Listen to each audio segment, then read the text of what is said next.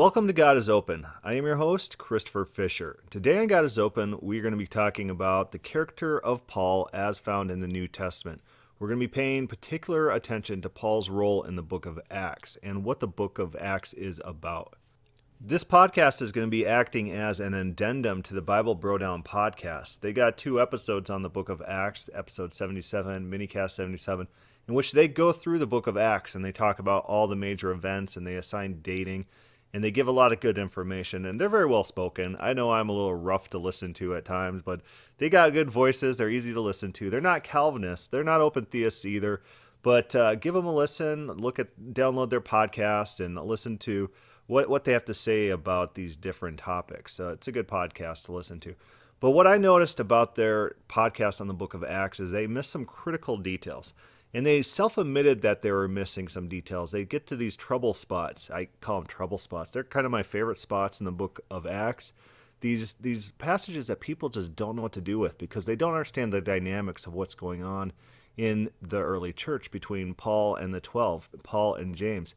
They don't understand the relationship and the relationship dynamics and the inner church politics at that time. And so they're confused when they get to these tricky scenes that just don't quite fit with how they think the church operated. So we're going to talk about who Paul was in the New Testament, his character, his ministry, and all about him and these early dynamics to make sense of the book of Acts. These trouble spots, Acts 15, Acts 21, and so on. So let's talk about who Paul was as an individual. When I was a teenager, there was a list that came out by some historian or historians, and it listed the most influential people in all of history. And ranked number 1, above Jesus of Nazareth, they had Paul of Tarsus. Paul of Tarsus was more influential than Jesus. And a young me at the time, when you're young and you can't critically evaluate things, as you're a little bit more emotional when people say things that you feel is not right in your gut. And you're less objective when you're young, and so you're emotional. And young me was very offended at this, that Paul of Tarsus was more influential than Jesus of Nazareth. After all, didn't Jesus influence Paul? And as such, didn't anything Paul did rely on Jesus?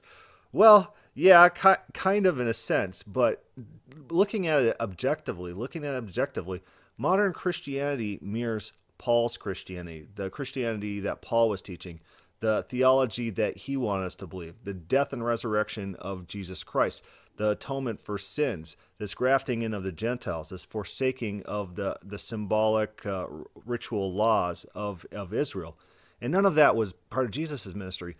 Jesus didn't teach any of that at all. Jesus was an apocalyptic preacher preaching the coming kingdom of God and a reformation of our lives. He wasn't teaching about personal death and sacrifice to salvation. He wasn't teaching about the atonement.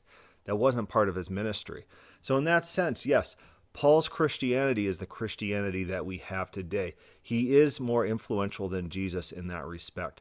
So who is this Paul of Tarsus? Let's talk about his character and what we can glean from his writings and his actions. Number 1, this man is a zealot. And what's a zealot? There's different definitions for the word zealot. The word I'm using here is someone who is impassioned to the point of going out of his way to put himself in bodily harm in order for his views, his ideology. He's a zealot. He says this, I am indeed a Jew, born in Tarsus, but brought up in this city at the feet of Gamaliel, taught according to the strictness of our father's law, and was zealous, he was a zealot, towards God as you all are today. I persecuted this way to death. He brought people to be killed. I persecuted this way to death, binding and delivering into prisons both men and women. As also the high priest bears me witness, and all the council of elders, from whom I also received letters to the brethren, and went to Damascus to bring in chains even those who were there to Jerusalem to be punished. He went out of his way to get people and bring them in to be punished. This guy was a zealot. He was so enthralled with his ideology that he had put himself in danger and he would put other people in danger and bring them to be killed because of his ideology. He cared so much about it. It takes a lot in individuals to put their life on the line to go do something. It takes a lot of individuals to kill other people. It takes something that most people just naturally don't have. This was in him. This person, this individual, Paul of Tarsus, was a zealot. He was a true believer in what he was doing. And he brought this character with him in his conversion to Christianity. And he applied his zealotry from persecuting Christians to ministering about Christianity. The next character trait I'd identify in Paul is he was fiercely intelligent. He understood what he was saying and what he was doing. He put together not systematic theology, but a practical theology, enough to convince his listeners, people who are naturally hostile to his views. He tried to minister to Jews, and that tended not to work out, as we see throughout the book of Acts. But it was very receptive with the Gentiles, and he built a very big cult following, so much so that he had to be contended with in Jerusalem among the 12 and James. But he is very intelligent. He understood what he was doing. He understood this theology he was laying down, and he defended it with practical examples. He understood the Bible, and he used the Bible very effectively in laying down his theology. The next characteristic we need to add to Paul is that he was very rash. He would do stuff that put himself in danger. For example, going to Jerusalem, he's warned multiple times by multiple people. He's warned by the Spirit. He's warned by prophets not to go to Jerusalem, yet he does anyways. Looking at this, Acts 21:4, he says, "And finding the disciples, we stayed there 7 days, and they told Paul through the Spirit not to go to Jerusalem." So do you always have to obey the Spirit? No, you don't have to. And then there's a demonstration with a belt, and then a prophet says to him, "And when he had come back to us, he took Paul's belt, bound his own hands and feet, and said, 'Thus says the Holy Spirit, so shall the Jews at Jerusalem bind the man who owns this belt and deliver him into the hands of the Gentiles.'" That's not quite what happens in Jerusalem, but the idea is there. The idea is that he's going to be imprisoned if he goes to Jerusalem, and he decides to go anyways. Very rash. And once he's in Jerusalem and once he's captured, he appeals to Caesar. These are the actions of someone who just kind of leaps into danger. It's not a risk-averse person at all. He's a rash man. With that characteristic comes boldness. He's very bold. He stands out in the streets. He preaches. He risks being stoned to death multiple times. People tried to kill him, stone him to death. They imprison him all the time, but he keeps on speaking anyways. And Paul's like that. He is zealous, and it emboldens him to go out and do actions that normal sane people probably would shy away from because they understand the inherent risks. They're not as outspoken as Paul. God likes to pick very bold people throughout the Bible in order to accomplish his will. Like King David. Even though King David has his faults, he's one of the heroes of the Bible. And partly that's due to his character, his boldness, his passion, his vigor. And Paul has a lot of that, although I think Paul, we'll get to these other characteristics that kind of set him apart from these different individuals. Confidence, he shows a lot of confidence anywhere he goes. He says God is going to be with me and protect me and guide me. And it worked for him until the end of his life, right? God was with him and protected him until he died. What this also tells us, he's a true believer. He's not a charlatan just trying to fleece people of money. And he was accused of that. We flip over to 1 Corinthians 9, and he's answering critiques of him. And we learn a lot of interesting things from these defenses. He says this, "My defense to those who examine me is this." These are actual criticisms of him. "Do we have no right to eat and drink? Do we have no right to take along a believing wife? Or is it only Barnabas and I who have no right to refrain from working? Whoever goes to war at his own expense? Who plants a vineyard and does not eat of its fruit? Or who tends a flock and does not drink the milk of the flock? Do I say these things as a mere man? Or does not the law say the same also? For as written in the law of Moses, you shall not muzzle an ox while it treads out the grain. Is it the ox God is concerned about, or does he say it for our sakes?" And so what he's saying is that he's going around the entire ancient world, gemming up money, taking collections for those who are starving, a famine in Jerusalem. He's collecting money for the saints to feed them. And what he's doing is he's also living off of these expenses. And he's saying, do I not have the right to to get some sort of benefit off of this, or do I have to go around working and collecting money? Or can I be that ox who's allowed to tread out the grain and eat the grain as they work? And another interesting thing about this is he's supporting a woman along with him. He says this, do we have no right to take along a believing wife, as do the other apostles? There is a woman that's walking around and going and ministering with him. And in 1 Corinthians, he talks about being celibate and not being married. And so he's saying there's no sexual relationship going along with this woman, but she was traveling along with him. And he was being critiqued for it. And she was eating from their proceeds, from their collections. And so he was accused of being a charlatan, or just someone who's just stealing money and going around and just living off of other people, and maybe like one of those prosperity preachers who get everyone to send them $50 and they say, oh, blessings to you, and then they live their lavish lifestyle. Paul's saying he's not doing that. He's using minimal subsistence, and he's doing things within integrity, within standards of morality. That's his counterclaim. All right, so Paul is a true believer. This next one I might get in trouble with, but it's true. It's true if you understand and read Paul. The next characteristic I would give him is that Paul is neurotic. He's neurotic, and he worries often about being abandoned.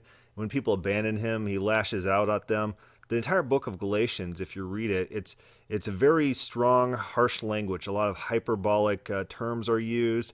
He says his enemies should be castrated. His enemies are from the pits of hell. And even if I preach to you a different gospel, don't believe me. He's very angry and impassioned about this, that people are turning away from the gospel that he taught.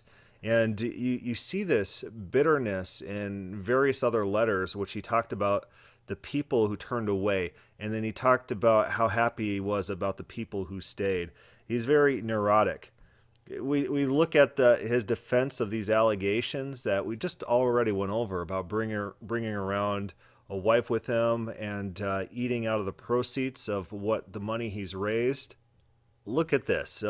Peter's in Antioch. There's men from James that comes, and James is the leader of the church at the time.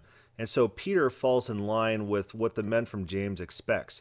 And he starts carrying on with the traditional Jewish separation laws. And Paul, he withstands him, and he confronts him to his face. He calls him a hypocrite, and he says that he's not living the truth of the gospel. Paul is not only showing his boldness, his confidence, but also a little neuroticism, where if something doesn't go the way he wants it to, he has these outbursts, these very public outbursts, and then he writes about it later. And what he's doing with this is he's telling these Galatians that later turned away from him, he's reinforcing his authority. He's saying, I stood up against James, I stood up against Peter, and guess what? I'm the winner when it comes to these confrontations. So it's surprising me, you Galatians, that you're turning away from me when I got the better of both James and Peter. And you'll see that throughout Paul's writings, where he appeals to his own authority. He kind of does this thing where he humble brags all the time, where he says, oh, I'm the least of all the apostles. But then he talks about all his special endowments, his special dispensation that he's been given personally, and he didn't get it from any of the other apostles. And he still says, oh, I'm the least of all the apostles. It's kind of like this humble bragging thing where he's trying to say, I'm humble, but he's trying to appeal to his strong authority in order to make his case to get people to believe him at the same time. So neuroticism, he's a little bit emotionally unstable. That's not necessarily a bad thing, but he's not calm and collected. The last thing I'm going to throw out there about the character of Paul is that he's very politically orientated. He understands what kind of cards he has, when to play them, and when to fold his cards. He uses his Romans card, his card that I'm a Roman citizen, to get out of various bad situations. He also understands his position in the hierarchy in the Christian church, and he uses it to his advantage when he can. In Acts 15, there's a dispute, and he brings this dispute to James and Peter and the 12 in Jerusalem, and then uses his ability to convince and manipulate to get them to give him a special dispensation. And then he draws on that and he expands on that in the meantime. And he violates the terms that were laid down in Acts 15 until he's brought to account in Acts 21, at which time he has to fold his hands because he's called to account for what he's been teaching, and he has to go through this purification ritual in order to prove to people that he was not teaching what he actually was preaching. He was preaching that the Jews no longer circumcise, and this got him in a lot of hot water with James and other apostles. So Paul is walking this very thin line, a thin line between being an accepted part of the ministry of Christ after Christ's death and resurrection and being expelled, cast aside as a heretic. And a lot of people in the early church did consider him a heretic. In the pseudo-Clementine literature, Paul is basically equated with Simon Magus and cast aside as a heretic. And we see some possible reaction in James, even in the book of James, to Paul's ministry, using the same examples as Paul, but in opposite effects, and counteracting exact things that Paul was teaching. In the book of 2 Peter, I'm just going to kind of read it. And consider that the long-suffering of our Lord is salvation, as also our beloved brother Paul, according to the wisdom given to him, has written you, as also in all his epistles, speaking in them of these things, in which there are some things that are hard to understand, which untaught and unstable people twist to their own destruction, as they do the rest of the scriptures. So Peter is the peacemaker. He's the one in Acts 15 who unites the two camps and stands up for Paul and brings Paul into the fold and vouches for him. In 2 Peter, he's doing the same thing. He's vouching for Paul again, although he's putting a little bit of distance between them because Paul's teaching has led people, untaught and unstable people, to twist Paul's teaching to their own destruction. You see veiled references to Paul's teaching also in Revelation. Well, who are the bad guys? The bad guys are the ones forsaking the law, which is Paul's ministry, right? There's these tensions going on. There's this hierarchy struggle. There's a conflict of vision going on here. And who was James? Peter was supposed to be the leader of the church, but Peter was not as strong as James. So James appears on the scene, and although Peter was given the keys to the kingdom of heaven, the keys to Hades, he actually loses control to James. And James becomes such a figure that he's referenced by none other than Josephus. He's mentioned by Josephus. That's to what extent James became popular and well-respected, that James even overshadowed the life and ministry of Jesus in popular literature and popular culture. One thing I like to do is I collect these scholarly quotes that basically says the same thing that I'm saying here. It's not like I'm making up anything new that people don't know about, just that Christians come to the Bible with a certain mindset, and so they automatically disallow certain readings of the Bible that normal scholarship picks up and they talk about. And then Christians are all confused when you bring these things up to them. They've never heard of it before.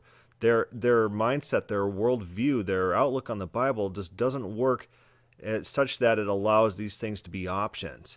Here's Elaine Pagels, and she's writing in Revelations, Visions, Prophecy, and Politics. She writes this: Paul's impassioned preaching soon attracted a considerable following of Gentiles in the Syrian city of Antioch, but it also embroiled him in bitter disputes with the other followers of Jesus, people who belonged to the Jerusalem group led by Jesus' brother James, apparently charged that Paul's gospel was so radical that it contradicted what they had heard from the most respected leaders, including James himself and the disciples Peter and John. Although what Luke later wrote in the book of Acts glossed over these disputes, Paul's own words suggest that initially he was concerned that Peter and James, or at any rate their followers, might oppose him for preaching to the Gentiles a gospel that had dropped all Torah requirements, although he says that finally they agreed to let him teach it. So when other leaders in the movement accused Paul of having no credentials to speak for Jesus, whom he had never met, Paul burst out in anger. He sarcastically called his accusers super apostles, who were forcing him to talk about matters that made him feel foolish and uncomfortable, since what he had to say would sound like boasting. Paul insisted that he taught only what came to him directly through revelation, not from Peter, James, or anyone else on earth.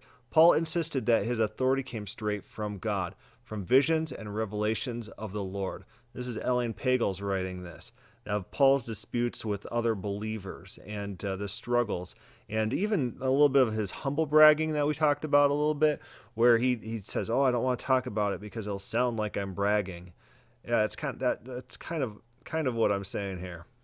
So then we turn to Acts. The entire book of Acts is laying down, yes, a history of Christianity, but what the book of Acts is acting as is actually it's acting as propaganda. The point of the book of Acts, the purpose of the book of Acts is to legitimatize Paul's ministry. You start out in the book of Acts talking about the 12 disciples and James, and gradually the narrative of Acts shifts until it's completely and utterly focused on only Paul. Basically, it's associating him with the 12. It's associating him with the direct lineage of Jesus' ministry, Jesus' earthly ministry. It's incorporating him into the tradition of the church. And it's laying out a case of why he should be considered as part of this Jesus movement.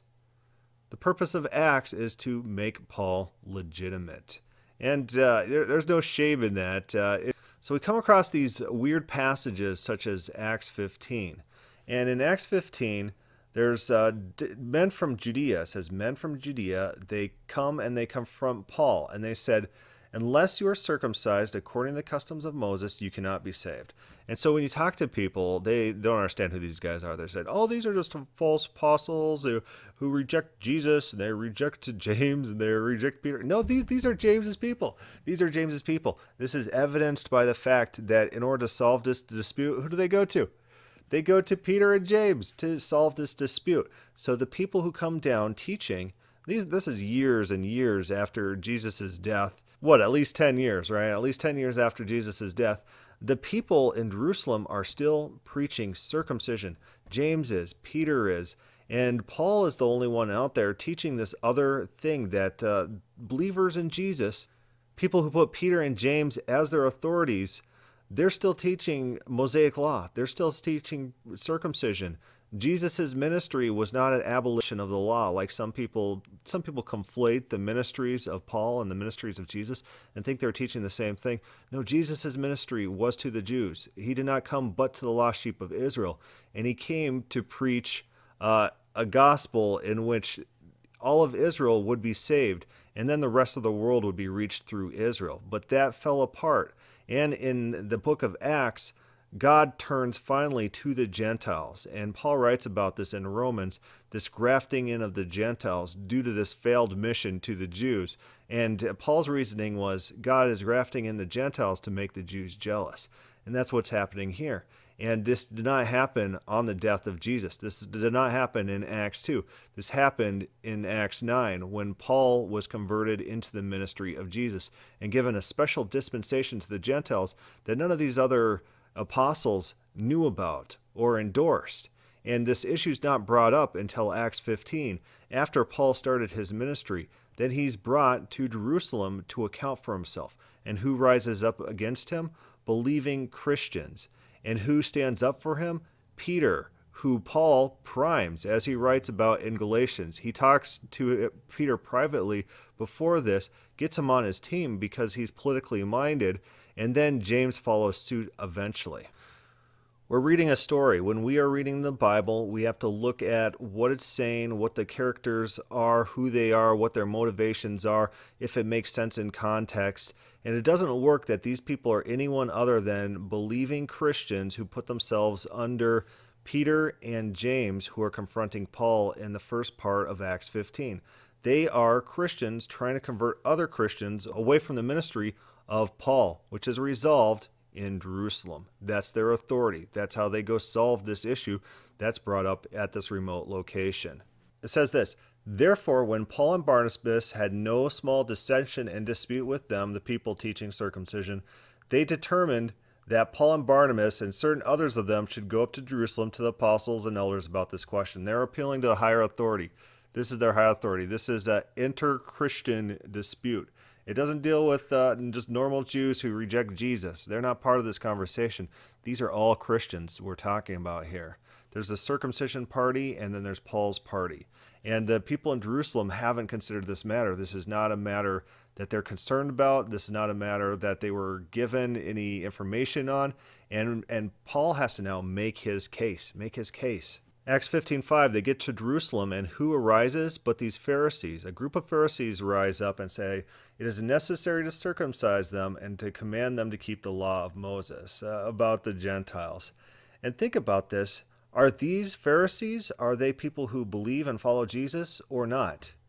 These are believing Christians. These are people who are still appealing to James. These are people who are involved in this discussion and are shut down eventually when they're given a brief history of their people, and they're given this pacifying letter, basically.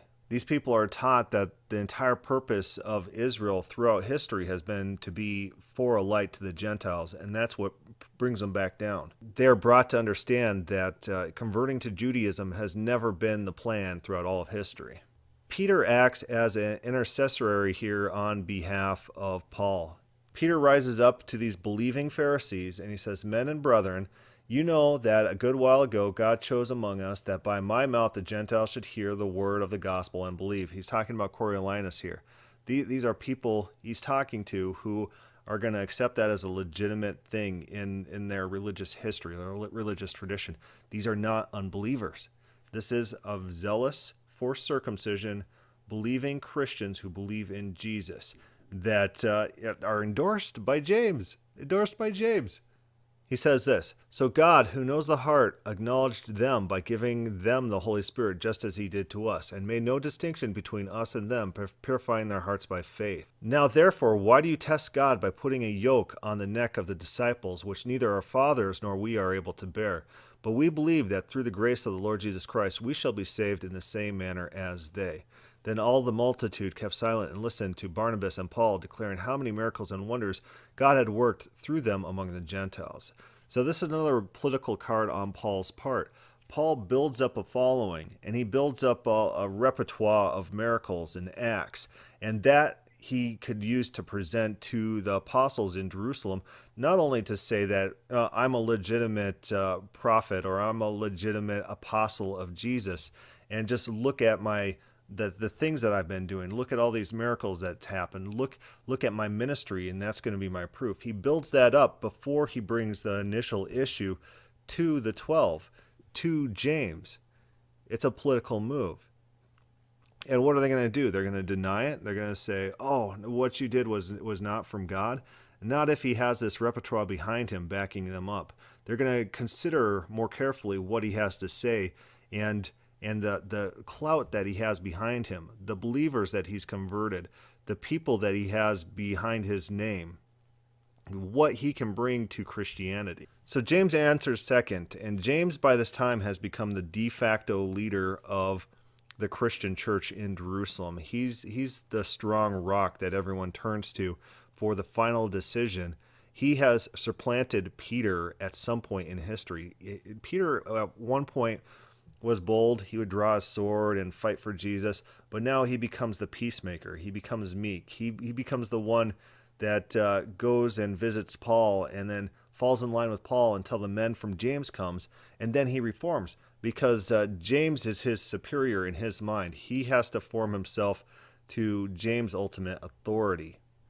And it's evident that Paul does too, because in Acts 21, James reigns supreme when Paul is finally called to account. James stands up and he says, basically he endorses the ministry of Paul.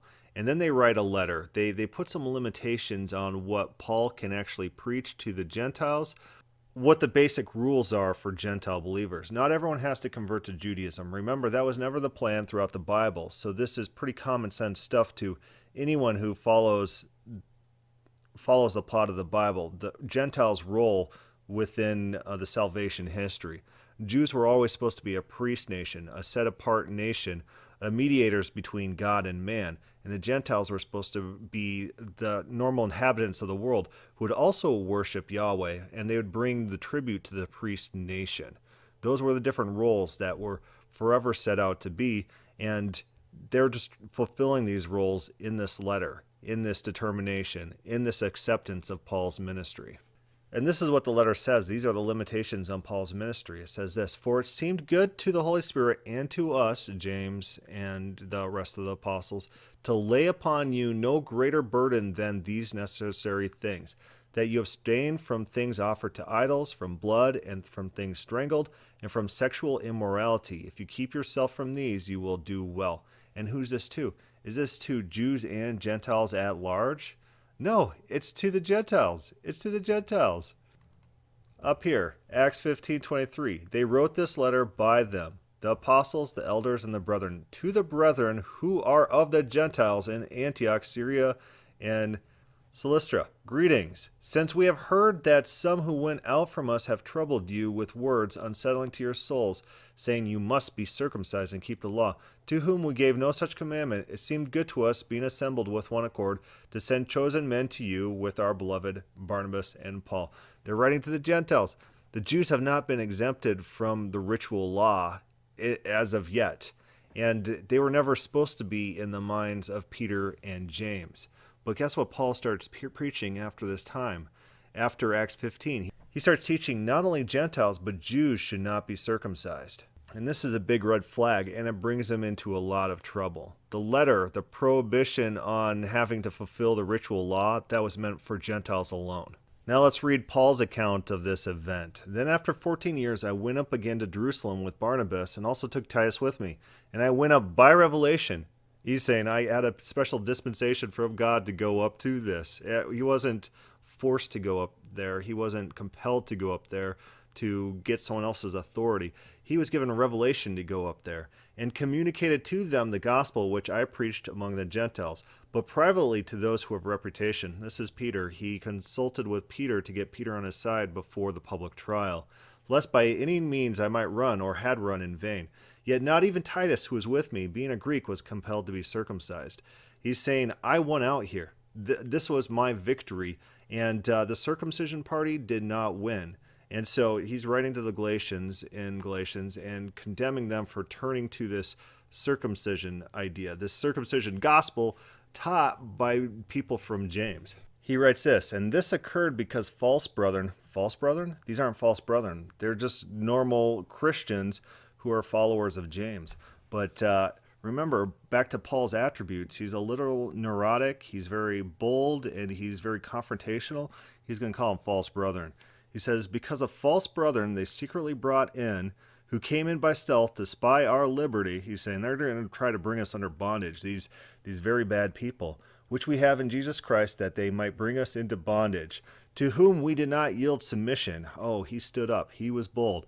He stood up against Peter. He stood up against James. He stood up against the 12. He stood up against this party of circumcision. "To whom we did not yield submission, even for an hour, that the truth of the gospel might continue with you. But from those who seem to be something," he's saying, the people that everyone gives authority to, this is James. James he's talking about here. The head of the church, he's saying, people think he's something. But from those who seem to be something, whatever they were, it makes no difference to me. He's saying, I don't know. James, he's just like a normal guy. It doesn't matter. He doesn't have some special authority. He says this: "Whatever they were, it makes no difference to me. God shows personal favoritism to no man. For those whom seemed to be something added nothing to me." James added nothing to me. Peter added nothing to me. The 12 apostles added nothing to me. Party of circumcision added nothing to me. I kept preaching what I was told by God directly to preach, and these other people, they didn't influence me. I'm not under their authority. You might think I'm under their authority. You might think that they are the rightful successors of Jesus's ministry, but no, I am. I have my special revelation. I spoke to Jesus on the road to Damascus and elsewhere. It's my ministry. I'm not under their authority like you think. And he names them too. I'm not making this up. He names the people who added nothing to him. He says this: "But on the contrary, when they saw the gospel for the uncircumcised had been committed to me, as the gospel of the circumcised was to Peter." So he's saying all the Gentiles, that's my purview. All the Jews, that's Peter's purview. "For he who worked effectively in Peter for the apostleship to the circumcised also worked effectively in me towards the Gentiles. And when James, Cephas, and John, who seemed to be pillars, perceived the grace that had been given to me, they gave me and Barnabas the right hand of fellowship, that we should go to the Gentiles and they to the circumcised. They desired only that we should remember the poor, the very thing which I also was eager to do. He said, these guys didn't do anything for me. They didn't give me anything extra that I didn't already know. I'm still on my own dispensation. I'm still on my own authority that was given to me directly from God. These people are not my superiors. I don't report to these people. They don't control me. I do what I want. I'm Paul. What we have here are two very different versions of the same events. Take a look at Paul's version. In Paul's version, he stood up. He was the primary mover and shaker. Those other people, they didn't do anything. They didn't have the authority in the situation.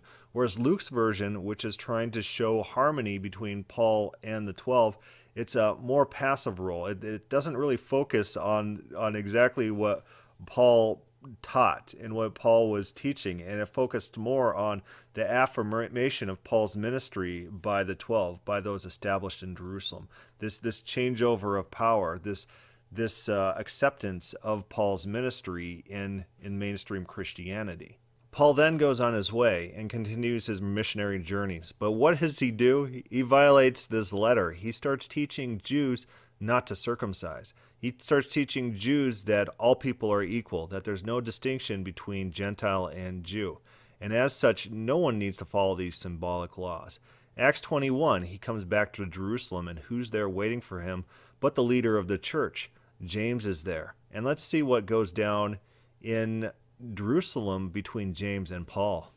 Acts 21, on the following day, Paul went in with us to James, and all the elders were present. This is going to be a confrontational meeting. When he had greeted them, he told them in detail those things which God had done among the Gentiles through his ministry. He's trying that old routine where he's going to say, my ministry is legitimate because look at these miracles, look at these works, look at the things I'm doing and what I can bring to the Christianity movement. But it's not going to work. It says this, when they heard it, they glorified the Lord and then said to him, you see, brother, how the myriads of Jews there are who have believed, and they are all zealous for the law. Now, this is problematic. These Jews are believing in Christ. These are Christians, but they're zealous for the law.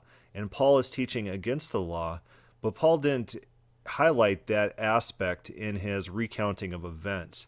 And they're saying this, but they have been informed about you that you teach all the Jews who are among the Gentiles to forsake Moses, saying that they ought not circumcise their children nor walk according to the customs. This is absolutely true. That's 100% what Paul is teaching. He's teaching Jews not to circumcise, not to follow ritual law. And this is very problematic. James doesn't believe this. The elders don't believe this. And all these Christians who are in Christianity, these Jewish Christians are going to rebel and kill him. Christians are going to kill Paul over him teaching Jews not to circumcise. Followers of Christ disagree so much with Paul that they're going to kill him. It says this, what then? The assembly must certainly meet, for they will hear that you have come. Therefore do what we tell you. We have 4 men who have taken a vow. This is a rite of passage. This is a purification ritual. And it says this, take them and be purified with them, pay their expense so that they may shave their heads, and that all may know that those things which they were informed concerning you are nothing. He's saying, do this ritual to prove to all these Jews, everyone who wants to circumcise and keep the law, do these things to prove to them that that's not what you're actually preaching. They've been misinformed about you. You're not teaching Jews not to circumcise. They are enforcing this idea that the Jews are still under ritual law. James is, the elders are, the believing Christians, the hierarchy in Jerusalem. This is what the 12 still believe and preach. And Paul's not preaching that. Paul's not preaching that. And this is where Paul gets the crowd stirred up against him, and he's finally arrested. And this is where things go downhill, and he's finally sent to Rome, sent before Caesar, where he eventually dies. But these are believing Christians that are rising up against him. So let's read some people in this. Let's read Rita Aslan's take on this incident. Here's Aslan. Feeling bitter and no longer tethered to the authority of James and the apostles in Jerusalem, whatever they are makes no difference to me. Paul spent the next few years freely expounding his doctrine of Jesus as Christ. Whether James and the apostles in Jerusalem were fully aware of Paul's activities during this period is debatable. After all, Paul was writing his letters in Greek, a language neither James nor apostles could read. Moreover, Barnabas, James' sole link to Paul, had abandoned him soon after the apostolic council for reasons that are unclear. Although it bears mentioning that Barnabas was a Levite, and as such would probably have been a strict observer of Jewish law. Regardless, by the year 57 CE, the rumors about Paul's teachings could no longer be ignored, and so once again he is summoned to Jerusalem to answer for himself. This time, James confronts Paul directly, telling him that it has come to his attention that Paul has been teaching believers to forsake Moses and to not circumcise their children or observe the customs of the law. Paul does not respond to the accusation, though this is exactly what he has been teaching. He has gone even so far as to say that those who let themselves be circumcised will have cut themselves off from Christ. Galatians 5:2-4. To clear up matters once and for all, James forces Paul to take part with 4 other men in a strict purification ritual in the temple, the same temple that Paul believes has been replaced by the blood of Jesus, so that all will know there is nothing to the rumors said about you, and that you observe and guard the law. Paul obeys. He seems to have no choice in the matter, but as he is completing a ritual, a group of devout Jews recognize him. Talking about that ritual, Aslan writes, what Luke is describing in this passage is called a Nazirite vow. Nazirites were strict devotees of the law of Moses who pledged to abstain from wine and refused to shave their hair or come near a corpse for a set period of time, either as an act of piety or in return for fulfillment of a wish, such as a healthy child or safe journey. James himself may have been a Nazirite, as the description of those who take the vow perfectly matches the descriptions of him in ancient chronicles. Considering Paul's view on the law of Moses in the Temple of Jerusalem, his forced participation in such a ritual would have been hugely embarrassing for him. The entire purpose of the rite was to demonstrate to the Jerusalem assembly that he no longer believed what he had been preaching for nearly a decade. There was no other way to read Paul's participation in the Nazirite vow except as a solemn renunciation of his ministry and a public declaration of James's authority over him. All the more reason to doubt Luke's depiction of Paul as simply going along with the ritual without comment or complaint.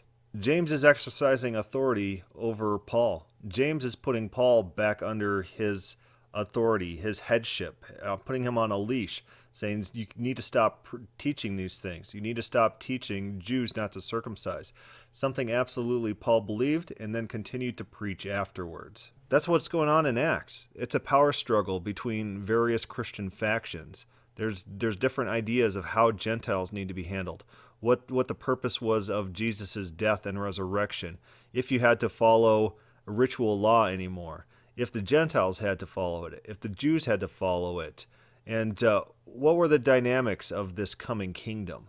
Paul's position, it continued to be, even after this point, that the Jews and Gentiles were equal. There's no difference. There's no ritual law that we need to fulfill in order to become saved.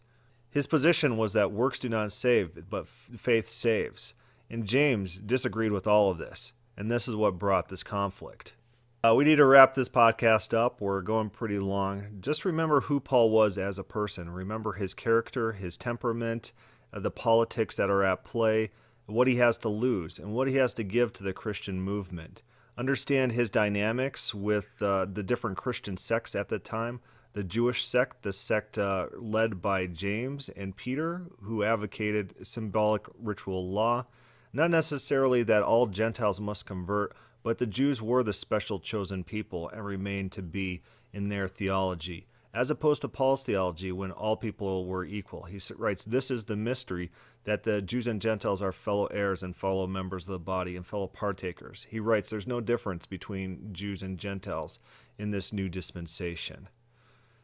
And that's what leads us to these conflicts that we see in Acts. And that's why people gloss over these Acts passages. They don't understand how to take these passages, how it fits into this picture of the early church that they want to create, in which everyone lived in absolute harmony. There were no conflicts of vision. There were no conflicts of theology. But there absolutely was. There absolutely was these different sects that were fighting it out for dominance. And there was definitely these politics at play. And Paul knew when to play them, and he knew when to fold, and ultimately his Christianity prevailed. partly due to the fact that Jewish Christianity was destroyed in 70 AD with the fall of the temple, and basically Jewish Christianity ceased to be a thing. They were exterminated. And Paul's writings then came to prominence. Paul was the apostle of the Gentiles, and the Gentiles took over the church. And so his brand of Christianity ultimately reigned. So not our typical podcast, a lot of things to think about, a lot of things to try to at least get some exposure to, because it's not what normal Christians think about the early church. You got any questions or comments on this podcast? Feel free to start a thread on God is Open, add some comments to the YouTube video, send me an email. That works. Thank you for listening.